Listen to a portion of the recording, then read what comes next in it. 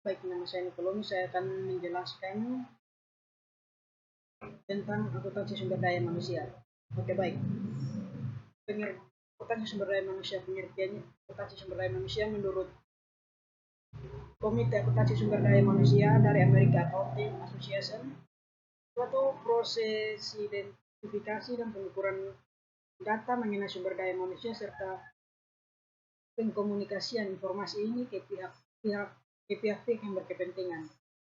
Menurut Andreas Lakos 1955, sebuah proses pengidentifikasi dan pengukuran data tentang sumber daya manusia dan pengkomunikasiannya atas informasi-informasi yang termasuk di dalamnya kepada pihak-pihak yang berkepentingan. Dan yang ketiga, menurut Bramet Early 1955, akuntansi sumber daya manusia unsur accounting meliputi konsep sumber daya manusia sebagai aktiva penentuan biaya yang diinvestasikan dan hubungannya dengan biaya hasil pakai, estimasi dan menyediakan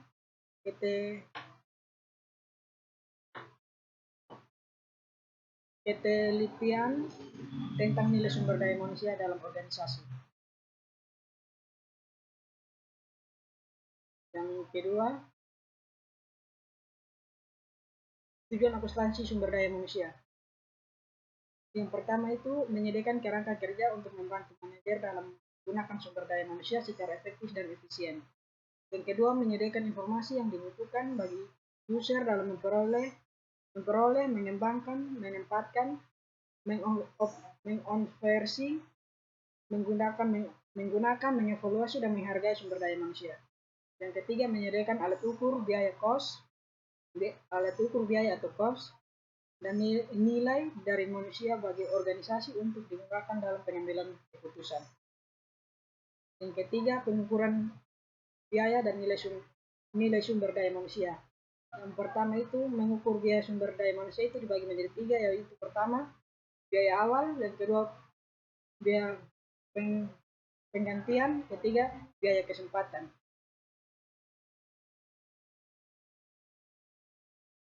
Selanjutnya, mengukur nilai dan sumber daya manusia.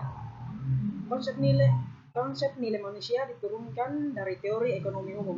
Seperti sumber daya lainnya, manusia memiliki nilai karena manusia dapat memberikan jasa atau pelayanan di masa depan. Dengan demikian, sumber daya manusia dan nilai sumber daya lainnya dapat didefinisikan sebagai nilai sekarang dan jasa yang diharapkan di masa yang akan datang. Konsep nilai sumber daya manusia dapat diterapkan pada individu maupun kelompok, serta dalam keseluruhan sistem manusia. Yang berikut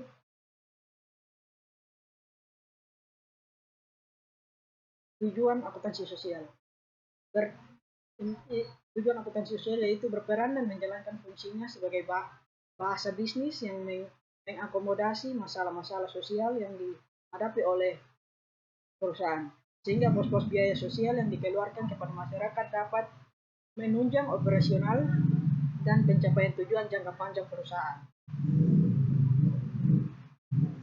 Pengukuran akuntansi sosial, yaitu pengukuran akuntansi sosial.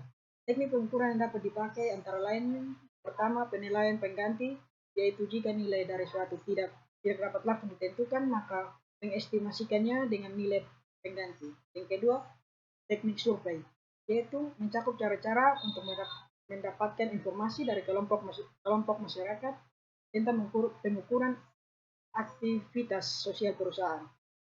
Yang ketiga, biaya perbaikan dan pencegahan, yaitu biaya perbaikan yang dikeluarkan oleh perusahaan sehubungan dengan lingkungan sosialnya.